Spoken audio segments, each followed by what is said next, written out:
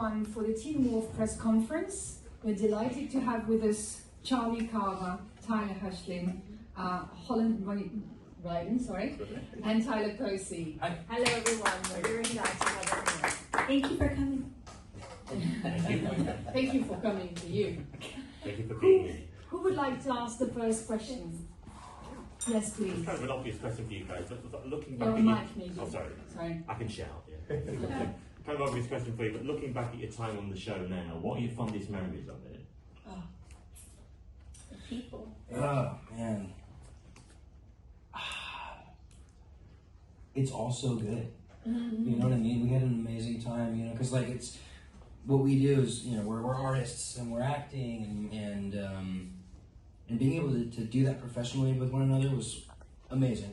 But then to really build our relationships with each other and, you know, Tyler and I used to live with each other, which I think is the coolest thing ever. You know, we really just, we were in the moment the entire time. The entire time we were filming, we were just, it was very present. And I think that to me is one of the most special parts about the whole entire thing. You know? Yeah, I also think a lot of the characters in the show were really finding themselves and discovering who they were, and I think a lot of us were also at that same place, kind of in life. And so to go through that together was a really special thing. And I think the memories I look back on the fondest, it's funny because when you think about it back then, they weren't the most fond memories, but the late nights of working 6 p.m. to 8 a.m., the finale week, and trying to finish the epic fight scene to finish the season, and just trying to stay awake, and everybody doing everything they could to keep everybody awake and going. I think just that team effort and the camaraderie of that was really special. I had been playing sports really competitively before that, and so leaving that life behind to be able to find that with this group of people was a really special thing.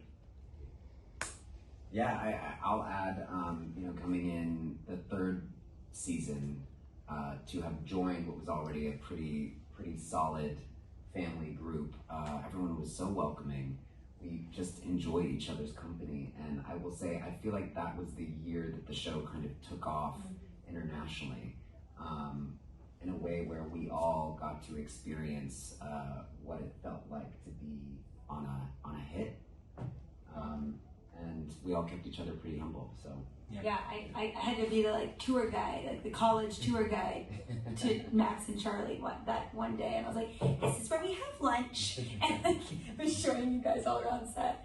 I would say for me, I was so scared I was gonna get fired those first 3 years. I was like, I'm expendable. I'm the only expendable one of the cast, and was so nervous. So I was just always holding on for dear life those first couple of years.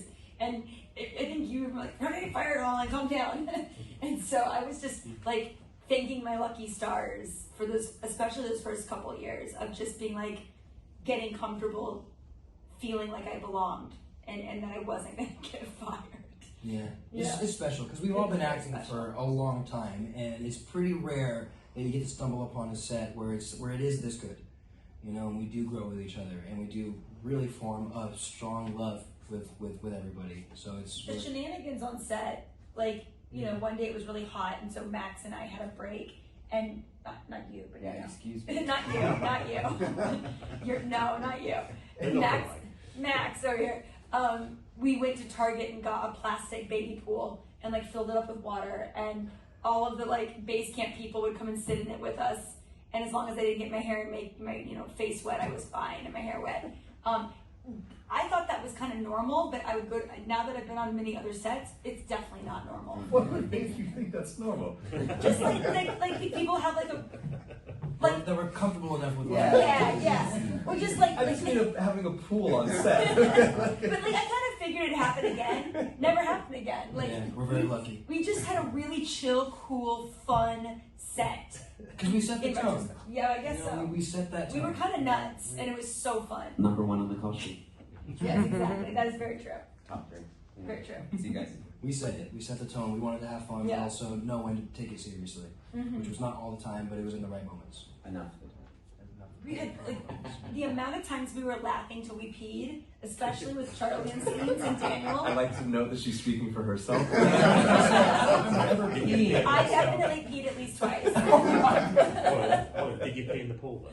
No, never. That's a good. I'm still hygienal at the end of the Fair day. question. Hygienal? I don't know if that's a word. We're moving on. Hygienic. Hygienic. Do we have another? Yes. You were all relatively young when it. Oh, sorry. You were all relatively young when the show was a huge success. I mean, would you give your younger selves advice on how to deal with the press exposure, the public kind of scrutiny, and how you dealt with it at the time? I thought definitely. I would tell myself, like, you've heard older people talk about this to younger people, but as a younger person, it's very hard to process. And now I would give myself the exact same advice as an older person doing it. Which is what? like, calm down, enjoy it. It's all good. It's all going to be good in the future. And no matter what happens, and you put so much pressure on yourself.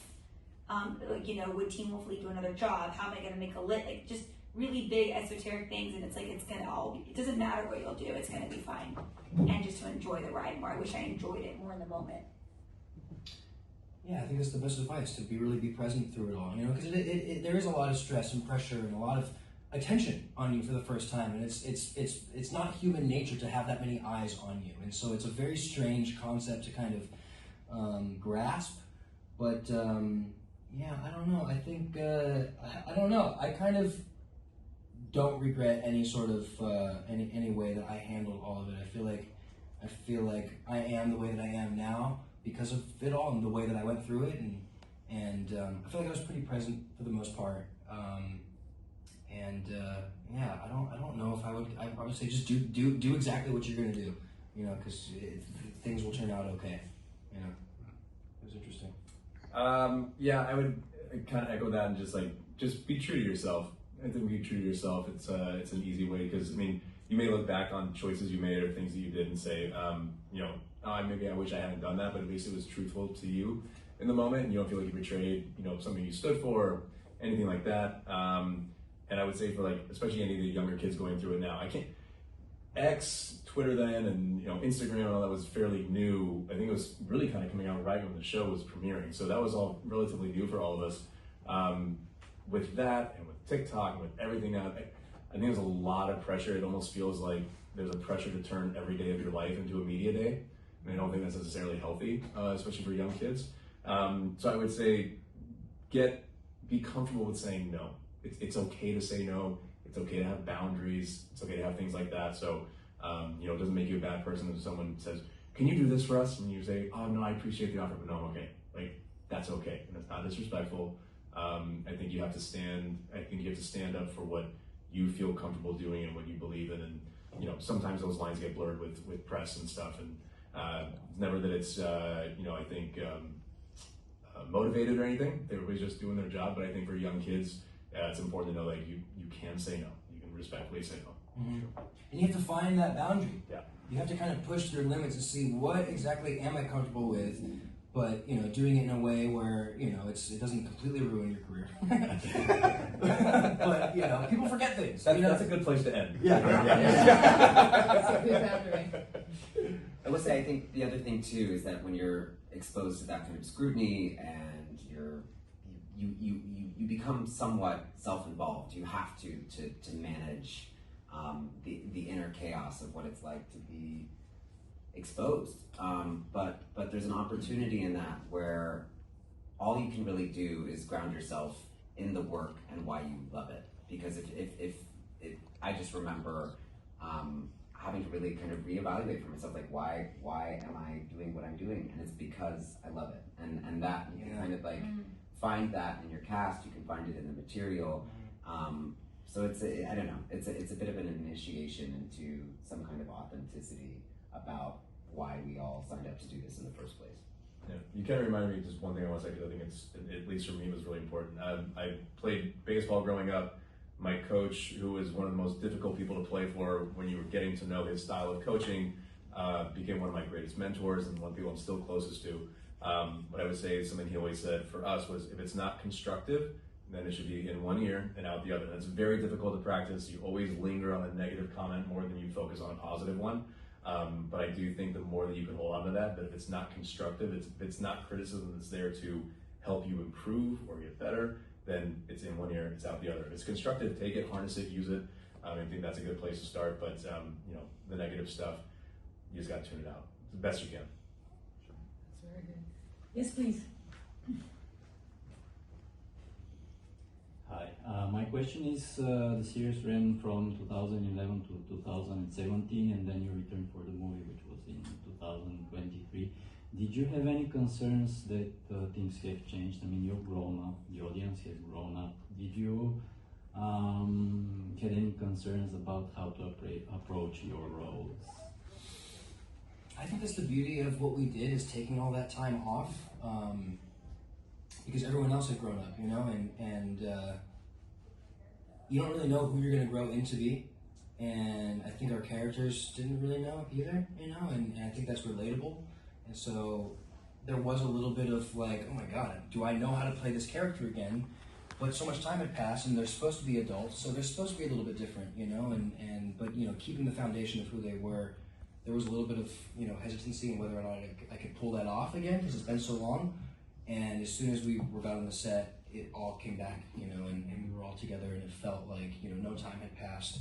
But there was supposed to be a bit of a difference in our characters because so much time had passed, and it's supposed to happen that way. They're not supposed to be the same people that they were last time you saw them, you know?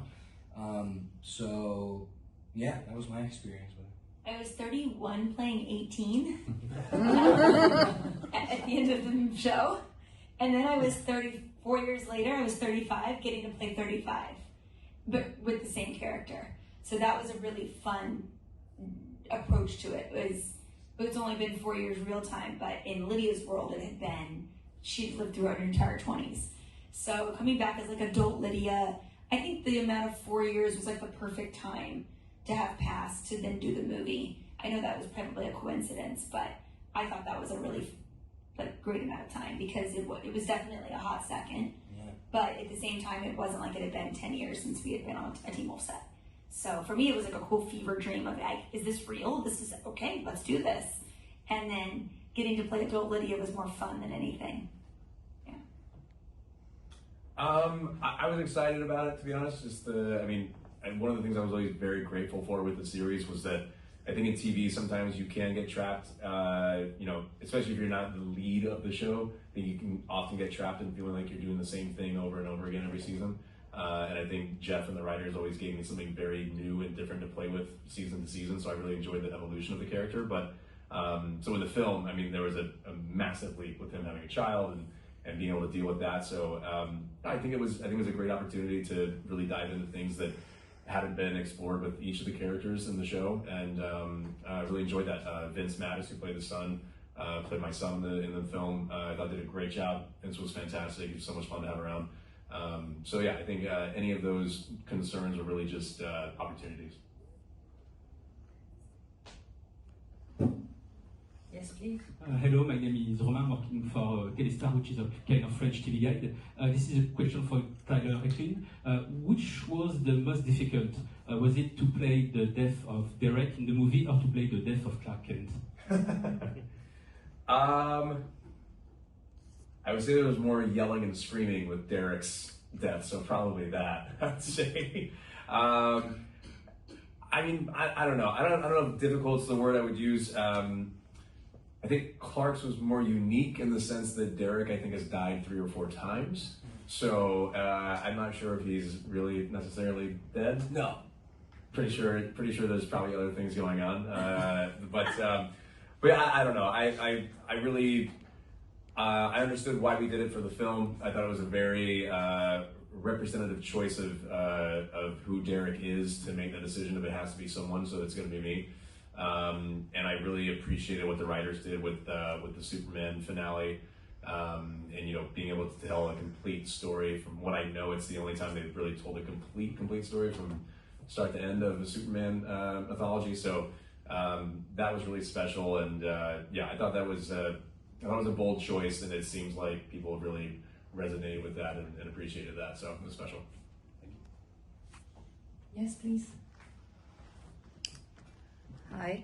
Is there anything from your Teen Wolf experience that still makes some difference now in new works? in all of our acting. Yeah. I mean, I will say that the stunt training and the kind of like the physical nature of the Teen Wolf job has just served me so well in anything moving forward. I mean, I think as a young person who aspired to be an actor, you know, I remember filming stuff in my backyard with my brother, and it was always action. You know, it's acting. You want to be active, and then you get to a set, and so often you're just sort of standing there waiting for the camera to turn around on you, and it can feel very static. But to have that kind of like the physicality of Teen Wolf and knowing how to do stunts, knowing how to deal with a moving camera, like it's just served me in every job. Motorcycle training. Yeah. Remember when you punched me in the face? Remember when I bought you pizza? Did you after that? Yeah. Yeah, I would say the hours of Teen Wolf, I've always sort of joked, but I'm serious about it, is that like we were young people on a show for many years, and I didn't really realize like we had 14 to 16 hour days, and a lot of those were night shoots, like Tyler said. More than that. Sometimes there were 18-hour days. Yeah. I mean, we had grueling hours, and what was expected of us, and like of course you don't complain. I mean, that's not even a thing that enters your brain, and we kind of always kept it, like we were saying, pretty fun, and it just tone and being grateful and being, I mean, I think Dylan said this as well from Maze Runner. He's like, we all sort of had different experiences that Teen Wolf was a tough set, and we had like Olympic training to go to other sets. Work ethic. Yeah. And like, I've seen some other actors struggle. I'm like, this is nothing. Like, it's true though. And so we've been really well trained on Teen Wolf for so many different aspects that has prepared us well for our careers. Yeah, likewise. Yeah. Yeah. And I think also kind of what we were saying earlier is really setting the tone for a set is something I really learned on Teen Wolf, because I saw how valuable it was, and I saw, you know, a lot of our crew worked a lot harder than us, and we were working really hard, and they kept coming back because we had a really solid set. You know, we tried to keep it fun because it was so serious. You know, we knew how to walk that balance, and I take that with me everywhere now. And I really saw how valuable that was on the set, because people kept coming back. And that, you know, you guys are fun. You guys are fun, man. Yeah, and they weren't getting the best pay, you know, and they kept saying, they're like, we're only coming back because of you guys, because otherwise we wouldn't be here because the pay sucks so bad. So. I mean, yeah, I remember, that's true though. It's so true, because now you see sets where you're like, it's not as fun, and you're like, I get it. People had fun at work. Yeah, and there's a way to make that happen everywhere you go, you know, and it's possible. So. I get it now. Good attitudes. Yeah, I would echo all those sentiments. I think, you know, Charlie was very right to point out the physical aspect of it and stunts and things like that. Obviously done other roles that have required that, so that was a great training ground for that. And the hours, I would say, like the hours as well. It was definitely one of those things you just get used to long days, and so yeah, very, very good training. Mm-hmm. Yes, please. Thank you. Johnny, didn't you originally audition for a different character? And in terms of Ethan, what kind of feedback did you get from young LGBTQ people about that character? Yeah, I think I originally went out for Isaac. I mean, I'd circled the Teen Wolf casting office several times. Really? I did not know that. Yeah, and then Jeff wrote these parts for twins. I mean, we still, there's an audition process for They did have to audition. There was another set of twins we tested with.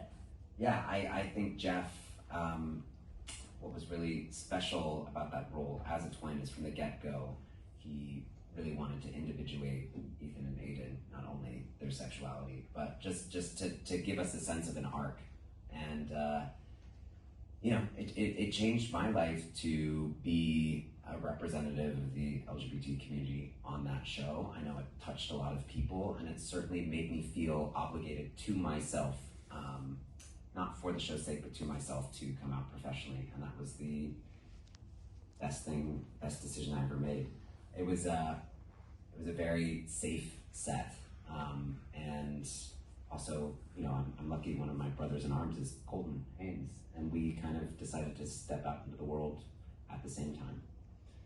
I like you've almost got a rainbow flag behind you. Oh, happy Pride Month. Thank you. Yes, please. Sorry, a two-part question, if I may. I'm not sure which of you or all of you live in LA at the moment, but I mean, I just wanted to know what it's like there at the moment, because we have a kind of impression from the TV. And also for Holland, I believe once you may have been detained in Brazil on a visa. Did that give you an insight or kind of empathy for the people in America who are kind of dealing with very serious migration issues and with, you know, kind of deportation, etc. I mean, I know yours was only a taste of what they're going through, but did it give you kind of insight into what it must feel like for them? Well, as far as the fires go, unfortunately, we've had a tough 6 months in LA. The fires, I feel like personally, I don't know if Charlie feels the same way, or Tyler, but it's just changed LA. I mean, the runoff, and I'm a big scuba diver, and like I was scuba diving at least once a week for many years, the last 3 years I'd say. And so you can't really go in the water like you used to. I don't scuba dive anymore. You have 3 times the amount of dead animals showing up on the beaches right now. Entire communities are just burnt. And so that's been pretty traumatic. Where I feel like LA is different. I just want to say that's separate from the recent event. Yeah, that's the two-parter. Oh, no, okay, I just want to make sure that so then obviously that was January, and we had the strike that we've never recovered from. So LA's just been in a bad spot to begin with. And then now with ICE I haven't been in LA in the last like 6 weeks.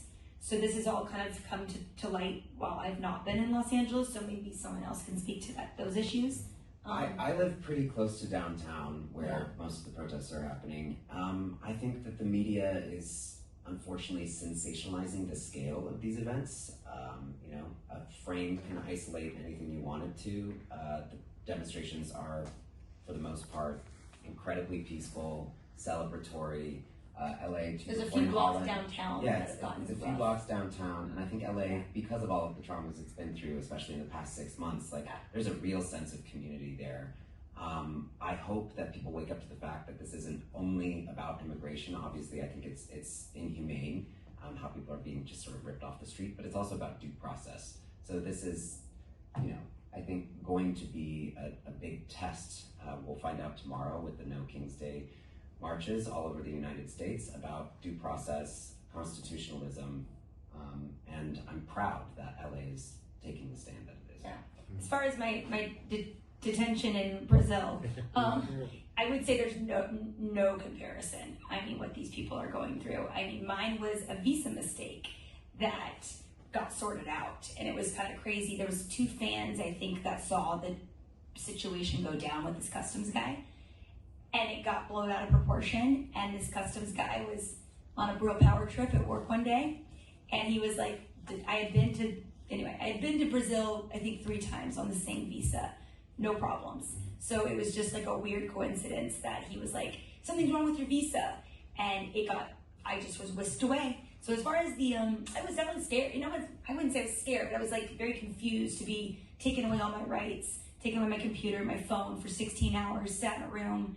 They wouldn't give me a translator. They kept yelling at me in Portuguese. It was a really unsettling experience. But I think in my gut, I knew what was happening wasn't right, and it got sorted out. But these 2 fans saw it, I think, went to the press about it, so then it got blown up. But these mistakes happen, and it's unfortunate that in America's case, some of these mistakes are like destroying families. You hear stories of people being deported that were citizens. So thankfully for me, unfortunately, there's no comparison between the 2 experiences. But government can be really scary across all nations, and I don't blame any Brazilian or American for the government's problems.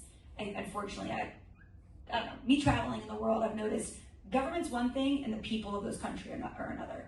And I've never really convoluted the 2. So it's just a shame that the governments in our world are just so ugh. Ugh. I mean, I think we can all relate to things that go down in the French government that you roll your eyes at. We're the same in America. Yes, please. Hello again.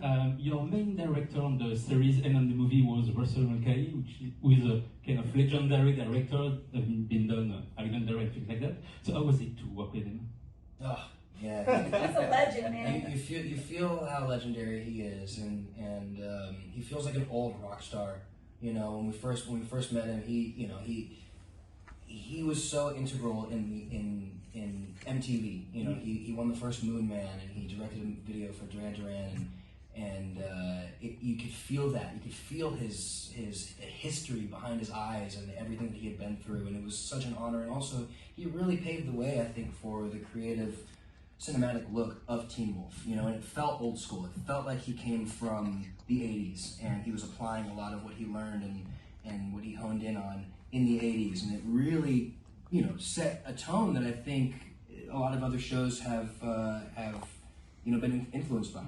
And he became one of our best friends and a huge part of the family tone that was in Teen Wolf.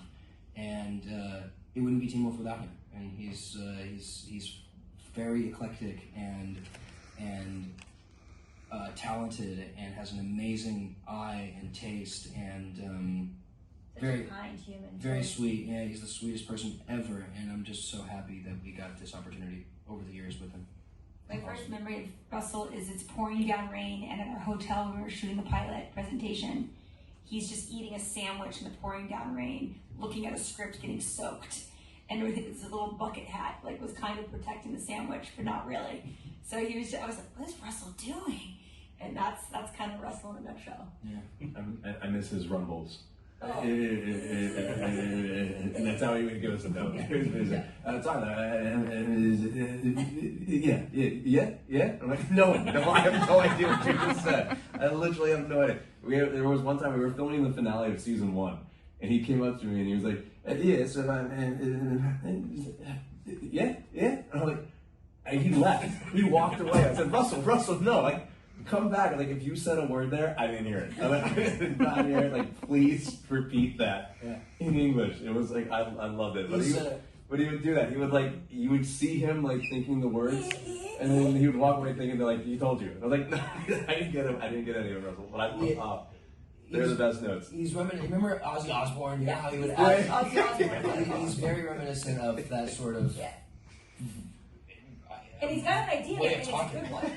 He would do, like, he would just, and then the words, I remember the exact, blood, death, blood. Like, he would just say, like, words. And you would hear blood and more wet. Yeah, more wet. That was it. More wet. Yeah. Totally. He's one of a kind. Oh, I love him. He's the most huggable little bear. And super professional. Like, he was always on. And he was, like Holland said, he was in the trenches, and he was getting bloody with us. And he loved it too. He loved it, and he's really good at it. So there was one scene where I had these nipple covers that wouldn't stay on, and it was like I was one of like perceived naked things, and I was like, Russell, my nipples won't, the pasties won't stay on. Yeah, it was wrong. I was like, you can't just have the nipples. No, we're above it. Come on, we're right here. I go, no, for the crew. Like, I don't want to be just topless. And it was like, he said, what? And I was like, no. And I had to like flash it. He's like, oh, right, okay, more pasties. You have to wait for the pasties, okay? And so he was just a very funny man. He did. And he looked out for us. He really tried to protect us, because I don't know. There's with the hours and the network that can take advantage of us, and he was always there to make sure that we were happy and safe and felt protected. And he was amazing person. So do we have another question? Before? Yes? Anyone else? Here. Okay, go ahead. Emmy voting is starting. I'm assuming you've got votes, but who would you vote for in the acting category for this year's kind of contingent? For television shows, obviously. Yeah. We have a vote. Sorry? We have a vote. Well, I'm assuming they've got some system to make sure people like you have a vote. I don't know. I've not been told I have a vote. No. Wait, for this festival? Yeah. No, I think that's so. right. No. The The Emmys. Emmys. Yeah. Oh, Emmys. unfortunately, we are not. I am not a voting member of the Academy. Okay, but let's say you were. I think Adam Scott, honestly, in Severance, because he's taken such a turn. He's such a funny person, and seeing him in Severance, he's not, and he's very serious, but he's so good at it. I think I would go to him. I haven't seen this show, but I'm going to go ahead and put it on the ballot. Is Adolescence, because I hear it's shot in one take, and that's wild to do. The entire episode is shot in one take, and so that's the amount of rehearsal they have to do to get one take. It's a play every episode, And they do 4 episodes and they're all one take. and they're all one take, and so I'm excited to see that show. I gotta be honest. I don't know the list of the contenders right now. No one does. I don't. Oh, no one does. Okay. Well, I mean, it's until you got nominations. It's. Okay. Oh, okay. So okay. I thought the nominations were out. I was like, did we miss that? I would say. I mean, like, Peaky Blinders was one of my favorite shows. I know it's not current. But to see Tom Hardy back with Pierce Brosnan in Mobland. I've only seen the first episode, but I'm very excited to see where that goes. I love Tom Hardy's work. I just think he doesn't miss. It's wonderful to see someone like never take a day off. I bet he'll get nominated. He's the greatest. He's wonderful. Would you? I am an Academy member. Oh. I don't think I'm you allowed to do. talk about it. Yeah. I'm gonna put the ballots. I think they're due like June 23rd, so it's Emmy season. Here we go. Oh, that's great. Thank you, everyone. Thank That you. ends our Thank you press guys very conference. much. Appreciate Thank it. you for Thank your you. generosity and your answers. Thank you for your wonderful questions, and we'll see you very soon. Thank you guys. Bye. Appreciate it.